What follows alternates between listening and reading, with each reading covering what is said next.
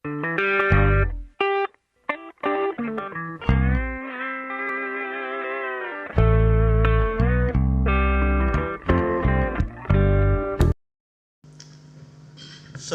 warahmatullahi wabarakatuh.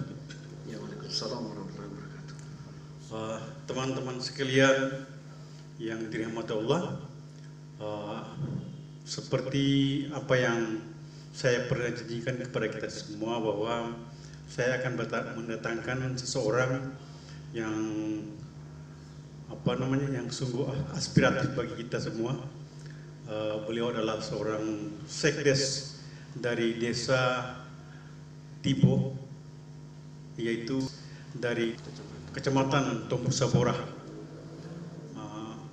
Beliau adalah nama Advan. Ya. Assalamualaikum Pak. Ya, Waalaikumsalam.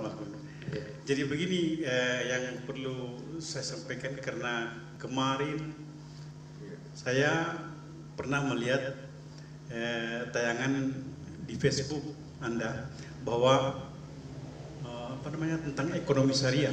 Iya. Ya, telah diterangkan itu dalam itu, tapi masih garis-garis besarnya. Iya. Jadi saya undang Bapak ini untuk menjelaskan di sini bagaimana tujuan Bapak sehingga bisa tercipta itu. Saya sangat silakan. Iya. Iya, terima kasih Pak. Saya bicara dulu tentang latar belakang. Bangsa kita ini sudah merdeka 77 tahun, merdeka. Cita-cita bangsa kita ini dalam amanat Undang-Undang Dasar 45 disebutkan bahwa mewujudkan masyarakat adil, makmur, sejahtera, merata material dan spiritual berdasarkan Pancasila dan Undang-Undang Dasar 45. Namun sampai saat ini kita lihat kesenjangan antara si kaya dan si miskin semakin jauh. Ditambah lagi dengan potensi wilayah kita yang sudah terkuras habis. Apakah mimpi kesejahteraan itu masih bisa diwujudkan? Ini kan menjadi tanda tanya besar. Oleh karena itu kerisauan itu, saya berpikir kok tidak bisa jalan, tidak ada jalan untuk melakukan perubahan. Nah, alhamdulillah riset saya lakukan, ada semacam penelitian saya lakukan, ternyata ada kesalahan yang terjadi di sini, bahwa kita dalam sistem pembelajaran masyarakat kita ini yang keliru dalam sistem pembelajaran masyarakat kita. Masyarakat kita ini kalau punya uang, dia langsung belanjakan habis. Nah, kalau sistem ini dibiarkan terus, tidak akan pernah orang miskin itu akan jadi sejahtera. Karena begitu punya duit, langsung dia belanjakan habis. Maka saya menciptakan satu konsep dagang syariah yang saya sebut dengan tunjangan syariah berjangka Indonesia. Ini yang merubah cash flow masyarakat dari yang membelanjakan uangnya habis, ada uang langsung dibelanjakan habis, kita rubah dengan sistem investasi. Ada uang, invest dulu ke TSJ Indonesia. Ini saya singkat dengan TSJ Indonesia. Tunjangan syariah berjangka Indonesia saya singkat TSJ Indonesia. Jadi invest dulu ke TSJ Indonesia. Di sini kita kelola, keuntungannya yang diambil oleh nasabah. Modalnya tetap. Nah, kalau dia bertransaksi setiap melakukan pembelian di sistem kita, maka lama kelamaan dia akan punya modal. Nah, ini dulu saya sampaikan. Jadi saya menemukan satu sistem dagang syariah yang merubah sistem cash flow masyarakat kita. Dari biasanya membelanjakan uang yang ada langsung dibelanjakan habis dengan sistem invest dulu ke modalnya kemana? Ke TSJ di sistem kita, TSJ Indonesia. Kemudian keuntungannya yang dimakan. Jadi setelah ada hasil itu yang dibelanjakan, modal tetap. Nah, ini. Jadi begini Pak, saya mau menanyakan tentang apakah Bapak sudah pernah pelajari bagaimana sistem koperasi? Bagaimana dengan sistem koperasi Indonesia? Saya beberapa kali baik itu sebagai anggota maupun pernah juga menggagas akan mendirikan koperasi. Nah, di sistem koperasi kita ini memang yang sulitnya itu adalah modal digalang dari masyarakat. Diminta dari masyarakat. Nah, sementara masyarakat kita kemampuan untuk menyimpan itu yang kurang. mereka tidak terbiasa menyimpan. Nah, itu juga disebabkan faktor mungkin pendapatannya yang kurang. Bagaimana bisa menyimpan sementara kebutuhan hari itu harus dibelanjakan. Nah, itu kebiasaan ini yang kalau saya lihat di sisi koperasi itu yang tidak bisa dikembangkan, tidak berkembang bagus di Indonesia. Kemudian ada tradisi-tradisi lain di kalangan masyarakat kita, kalau dia minjam mengembalikannya sulit. Itu jadi ketika koperasi punya modal kemudian diberi kesempatan masyarakat atau anggota itu minjam, mengembalikannya itu yang sulit. Akhirnya apa? Koperasi itu bangun kemudian jatuh lagi. Nah, sehingga dipelintirlah kejadian itu dengan menyebut ketua untung duluan. Iya tuh, koperasi. Kaupunurasi kalau dalam bahasa Gaeli kaupunurasi atau ketua untung duluan. Kenapa? Padahal sesungguhnya bukan di sisi pengurusnya sudah amanah, tapi yang penerima manfaat ini, anggota ini yang tidak amanah, minjam langsung dapat mengembalikan. Ini yang saya lihat. Memang kita, bisa dibuktikan dengan kenyataan di lapangan, di mana koperasi yang seperti yang kita lihat di Wani. Di Wani itu koperasinya sudah cukup maju pada saat itu. Kita kira 5 tahun yang lalu koperasi itu maju. Teladan. Tapi teladan lagi. Tapi kenyataannya sekarang di Toaya juga kita lihat kemarin ada namanya Kube. Saya ingat itu. Berarti Bapak berangkat dari keprihatinan tentang koperasi sehingga muncul ini. Itu salah satu yang memprihatinkan saya. Cuman saya lebih menekan pada kapan sih bangsa ini bisa sejahtera itu. Kapan masyarakat kita ini bisa sejahtera? Apakah tidak ada sistem yang berubah? Makanya konsep yang saya tawarkan inilah salah satu cara untuk mewujudkan mimpi bangsa ini menjadi masyarakat adil dan makmur. Itu. Jadi begini Pak Arfan, saya kemarin melihat video itu, ada Bapak singgung tentang Menteri Koperasi dan Menteri Keuangan, Menteri Perikanan Kelautan, kemudian Wakil Presiden. Jadi saya begini, seorang sekdes ini mau menawarkan persoalan begini dengan notabene orang presiden ini di kepresidenan. Jadi saya pikir ini bisa ini. Salah saya kalau kita buat menarik untuk saya.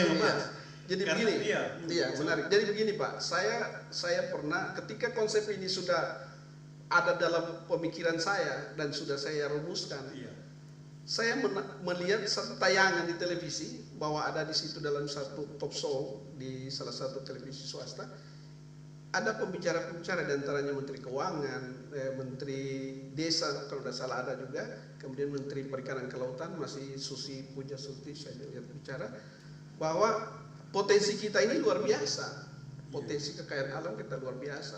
Kemudian dari sisi uang kita punya, hanya tinggal bagaimana menggerakkan potensi sumber daya manusia. Jika ada hal-hal yang bisa diangkat, kenapa tidak sampaikan? Nah inilah yang mendorong saya sehingga bilang kalau begitu, kalau diberi kesempatan untuk mengangkat sebuah konsep ide, kenapa tidak? Nah melalui kesempatan inilah, alhamdulillah saya diundang hadir untuk menyampaikan ini. Mudah-mudahan ini nanti Pak salah satu media untuk menyampaikan aspirasi saya kepada pemerintah bahwa saya punya konsep untuk bagaimana merubah Indonesia mewujudkan sebagai masyarakat adil dan makmur. Itu yang saya harapkan itu. Kemudian begini Pak, yang saya satu lagi Pak, saya mau cerita lagi bagaimana ke wakil presidennya. Saya juga di tayangan televisi bahkan di YouTube ada. Beliau sering berbicara karena yang menggagas ekonomi syariah Indonesia itu adalah Pak Wakil Presiden Pak Ma'ruf Amin itu yang menggagas. Tetapi konten ekonomi syariah Indonesia masih kepada sistem perbankan, perbankan syariah. Tetapi yang berbicara tentang sistem perdagangan syariah itu yang belum. Itu yang belum. Saya belum melihat. Bahkan saya tanya anak-anak di perguruan di kampus. Sudah ada berbicara tentang sistem perdagangan syariah? Belum. Nah makanya itu salah satu dorongan saya, mudah-mudahan ini nanti diperhatikan oleh pemerintah, bahwa selain sistem perbankan syariah, ekonomi syariah juga bisa dikembangkan dari sisi perdagangannya. Iya. Perdagangannya. Ini sangat menarik, Mas. Kalau kita nanti diskusi ke dalam, akan saya jelaskan bagaimana potensi luar biasa dari sistem dagang syariah ini. Ya, itu. Begitu ya. Iya. Begini, yang saya mau tanyakan ini tentang dana. Karena kalau dihubungkan dengan persoalan koperasi kan mengambil dana dari orang-orang, Iya. anggota. Iya. Nah, kalau tidak ada dana, maka koperasi itu kan. Sekarang pertanyaannya, kira-kira kita mau ambil dana dari mana, Pak? Ini Coba. ini yang saya bilang tadi. Tunjangan Syariah Berjangka Indonesia yang saya gagas ini, kalau boleh saya katakan, menggunakan dananya sedikit sekali, sedikit saja. Yang diharapkan di sini adalah keterlibatan pemerintah mau menjadikan ini sebagai legal. Usaha ini adalah, badan usaha ini adalah salah satu yang diakui oleh pemerintah, bahwa sistem dagang syariah ini sudah diberlakukan secara resmi di Indonesia. Jangan sampai itu diambil alih oleh pengusaha swasta. Karena apa? Kita melihat sekarang perekonomian nasional ini hampir dikuasai oleh swasta. Pemerintah hanya mendapatkan hasil pajak, hanya mendapatkan pajak pendapatan, retribusi, kontribusi, hanya itu. Selebihnya dikuasai oleh swasta. Makanya negara kita sulit berkembang. Apalagi kalau sudah menggunakan dana-dana swasta dari luar, investor luar, itu akan sulit sekali. Oleh karena itu, melalui TSJ Indonesia ini yang saya gagas, semua nanti keuntungan itu untuk negara. Nah, jadi bagaimana sistem kerjanya? Ada pengurusan di pusat, kemudian ada di daerah, itu berupa badan usaha milik daerah. Kemudian ada di desa namanya distributor, yaitu BUMDes yang sudah digalakkan oleh pemerintah. Jadi kalau ini konsep ini diterima, BUMDes kan sudah siap. Anggaran desa itu ada. Tinggal bagaimana manajemen yang kita buat di sistem TSJ Indonesia ini bisa menggerakkan semua.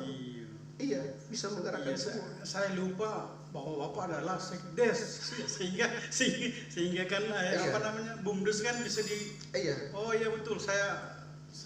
Kemudian kalau di BUMDes kalau saya itu sudah memikirkan di pusat itu hanya sebagai kontrol keuangan. Iya. Tetapi di daerah itu yang lebih penting. Daerah itu adalah katakanlah agen. Karena kita berbicara perdagangan berarti kita berbicara bagaimana mensuplai barang. Ya, jadi barang-barang dari pabrik nanti, dari pabrik yang kita kerjasama untuk kita dalam hal pemasarannya, dari pabrik dia ke agen, ke daerah, kabupaten, kemudian dari kabupaten itu langsung dikirim ke distributor di desa-desa, yaitu BUMDes.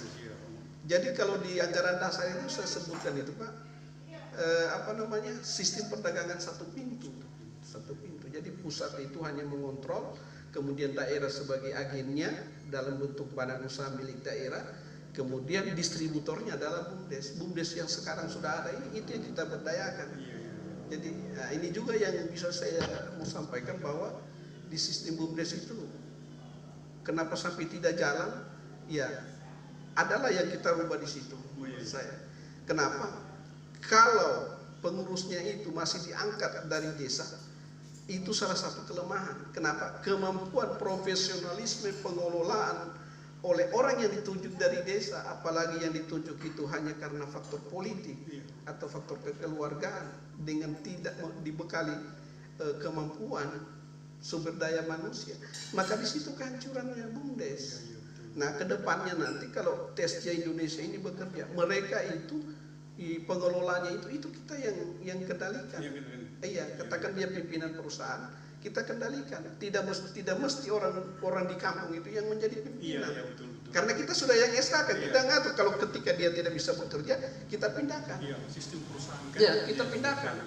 Nah, ketika ada satu wilayah yang kurang bagus potensi pengembangannya, padahal ada potensi sumber daya alam yang luar biasa di situ yang tidak terkelola, maka kita bisa mendorong orang lain untuk berada di situ. Yang pada bidangnya. Iya, bidangnya. Akhirnya ini bisa bekerja, Pak. Sebenarnya pemerintah ini sudah bagus. Hanya di tingkat kabupaten. Kemarin saya sempat bicara dengan Pak Wabub, Pak Yasin disampaikan, apakah Kabupaten Donggala ini sudah punya badan usaha milik daerah? Ternyata Donggala tidak punya, Pak. Nah, ketika daerah itu tidak punya badan usaha milik daerah, dari mana bisa diperoleh pendapatan asli daerah? Kasihan deh. Iya, untuk modalnya pembangunan daerah ini kan gitu. Nah, oleh karena itu insya Allah saya bersyukur saya diundang hadir di sini dalam bincang-bincang bersama Bapak. Mudah-mudahan lah konsep TSJ Indonesia ini. Kemudian Pak begini Pak, ada satu yang Bapak katakan tadi, apa namanya, saya lupa tadi, tapi yang jelas bahwa ini penting anggaran dasar. Atau di Bapak anggaran dasar. Jadi memang Bapak sudah buatkan anggaran dasarnya ini. Iya. Jadi saya persiapan dalam hal merencanakan sistem perbankan sistem ekonomi syariah ini, yang sistem perdagangan syariah ini, ada berapa yang sudah saya siapkan, diantaranya anggaran dasar, karena itu yang dasar sekali, mendasar untuk kita siapkan. Kemudian yang kedua, persyaratan-persyaratan sebagai nasabah, ada diantaranya permohonan sebagai nasabah, kemudian pernyataan sebagai nasabah, kemudian ada nota-nota pembelanjaan. Nah, kemudian ada lagi yang saya sudah gagas juga, bahwa nanti di sistem TSJ Indonesia ini ada kartu yang kita buat, itu kartu yang kita buat sama dengan ATM, tapi ATM ini kan berlaku untuk sistem perbankan kita.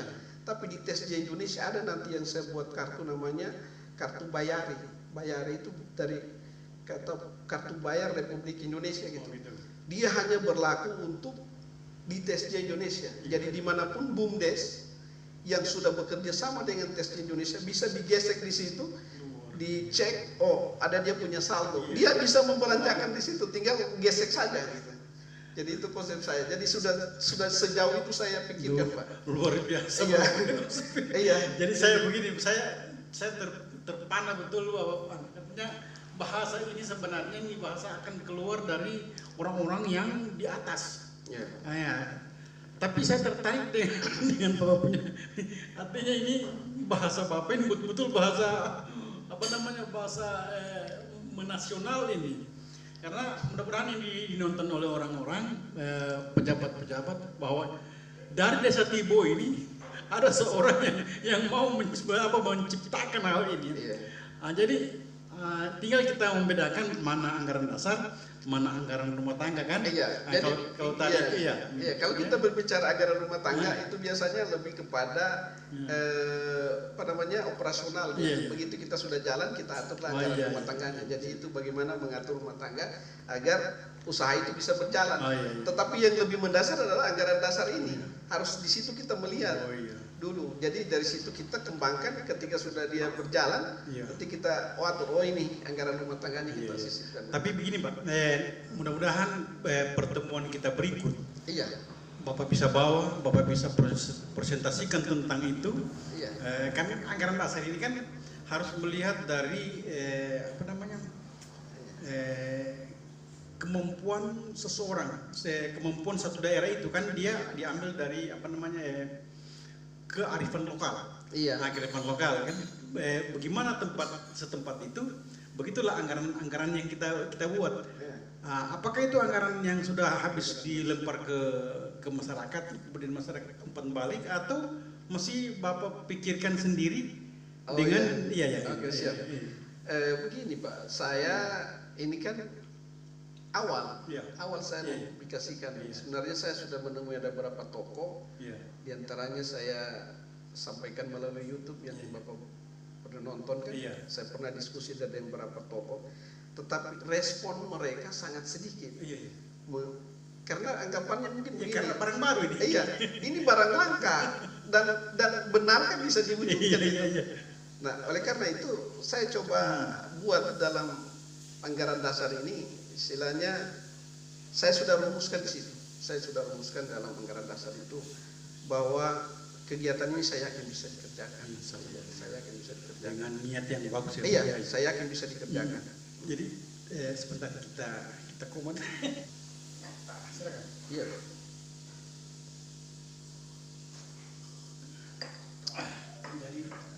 sambil minum sambil kita Iya, ngomong, diskusi, ya. ya. Diskusi yang bagus itu. Begini Pak, sebenarnya saya penasaran saja ini. Penasaran saya begini Pak. Kan kalau tidak salah saya, kita pernah bertemu tahun berapa? Pengkondisian. Kita tahun 2003. Iya. Tapi 2018 iya. kalau nggak salah. 2015 iya tentang 18 tidak. Pengkondisian bupati ya. Nah, calon bupati. Waktu itu Pak, saya bertemu dengan Bapak tidak terlalu singgung tentang ini, karena ini politik Pak. Iya. Kalau waktu itu kita berbicara tentang politik, tidak nampak saya lihat. Tapi sekarang ini, luar biasa. Begini Pak, saya temukan konsep ini tahun 2009. Waktu itu saya pegang program namanya PAMSIMAS. Ada semacam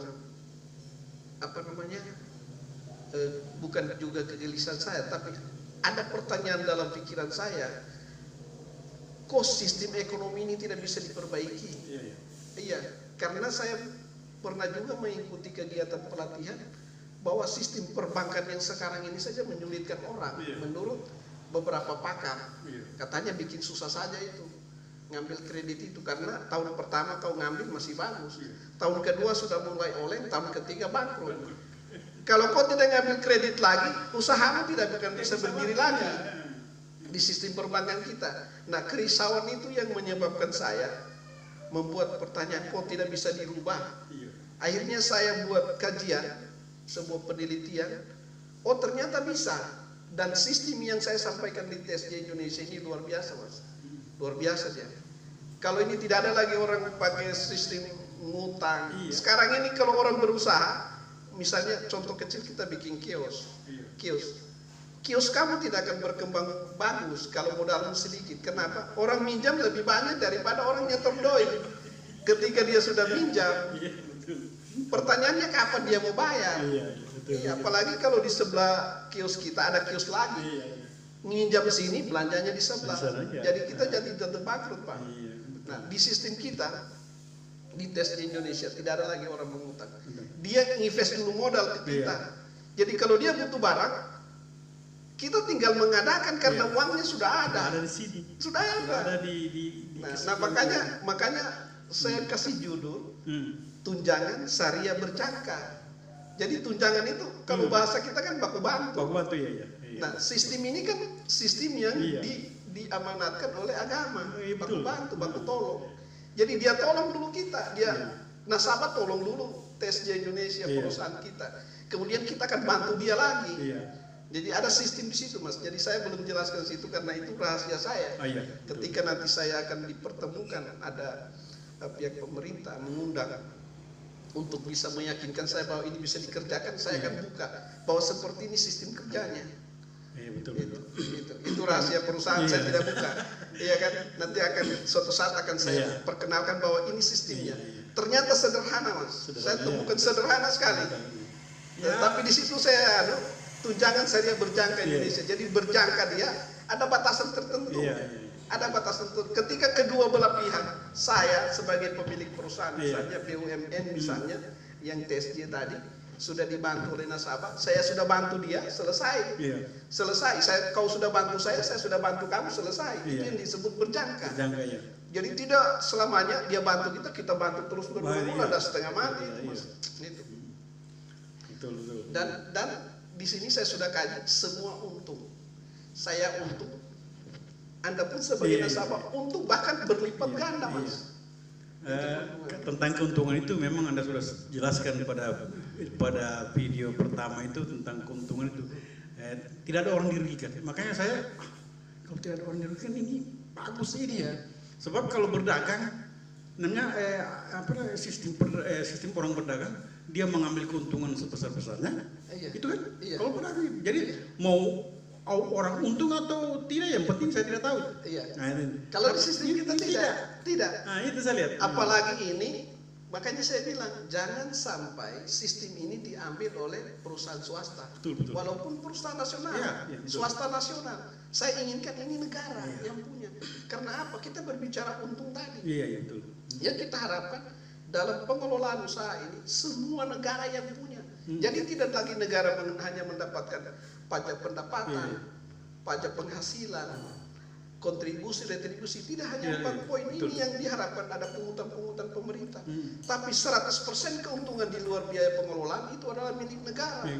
Jadi kalau semua potensi negara ini kita pakai dengan sistem tunjangan seret berjangka Indonesia, maka negara ini akan kaya, maju. Betul ya. Ya, betul. Jadi begini, kita ini Pak terbatas dengan waktu. Kita punya waktu hanya setengah jam.